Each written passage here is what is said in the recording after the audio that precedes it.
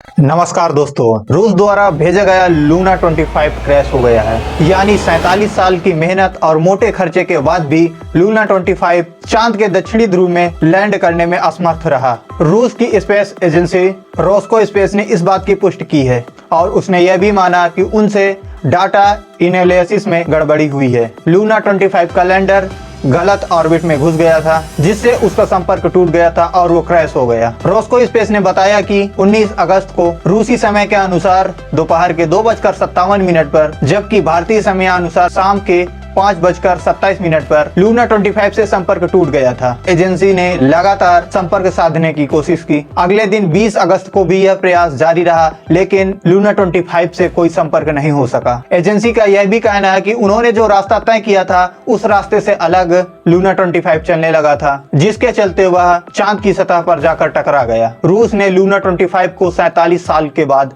चांद की सतह पर भेजा था, लेकिन उसका प्रयास असफल रहा। लूना 25 का दावा किया जा रहा था कि वह चंद्रयान 3 से 2 दिन पहले यानी 21 अगस्त को चांद की ध्रुवीय कक्षा में लैंड करेगा और वह एक नया इतिहास बनाएगा, लेकिन उसका यह प्रयास असफल रहा। इससे पहले भी रूस के पास चांद पर सबसे पहले अपने यान को लैंड कराने का एक रिकॉर्ड रहा है, लेकिन वह रिकॉर्ड चांद के दक्षिणी ध्रुव पर नहीं हुआ था। अभी तक दुनिया के किसी भी देश के यान चांद के दक्षिणी ध्रुव पर नहीं जा सके। लूना 25 का मिशन भी चांद के दक्षिणी ध्रुव पर लैंडर को लैंड कराना था। सर्वप्रथम चांद पर अपने यान को लैंड कराने वाला प्रथम देश रूस है। उसने सबसे पहले लूना 2 को 13 सितंबर 1959 को रूस से चांद की सतह पर भेजा था। लूना 2 चांद की सतह पर जाकर सेफ लैंडिंग हो सका। लूना 2 के सफल लैंडिंग के बाद रूस दुनिया का पहला ऐसा देश बन गया था जो चांद की सतह पर सबसे पहले सेफ लैंडिंग करने वाला देश था। हालांकि इस बार चांद की दक्षिणी ध्रुव पर लैंडिंग की बात थी, जो अभी तक किसी भी देश ने नहीं की है। इससे पहले चांद के दक्षिणी ध्रुव पर भारत द्वारा 2019 में चंद्रयान 2 भेजा गया था, जो कि लैंडिंग से मात्र 5 मिनट पहले क्रैश हो गया था। उसी मिशन को आगे बढ़ाते हुए इस बार भारत की स्पेस एजेंसी इसरो ने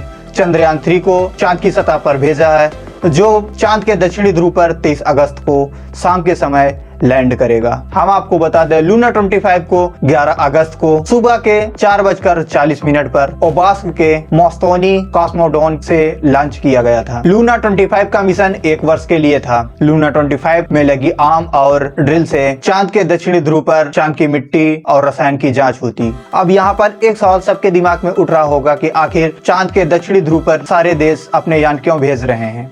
क्योंकि चांद के दक्षिणी ध्रुव पर कहीं न कहीं अनुमान लगाया जा रहा है कि चांद के दक्षिणी ध्रुव पर भारी मात्रा में जल उपलब्ध है। अगर चांद के दक्षिणी ध्रुव पर जल प्राप्त होता है तो वहां पर मानव द्वारा एक नई उपलब्धि हासिल होगी। लूना 25 के क्रैश होने के बाद विश्व के सभी वैज्ञानिक आपस में चर्चा कर रहे हैं कि आखिर लूना 25 क्यों क्रैश हुआ। Washington D.C.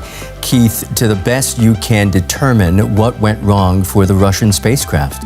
Well, this is rocket science, as I put my hand on my chin, and so it's very difficult. I mean, we've gone to the moon many times, but it is still very difficult to do.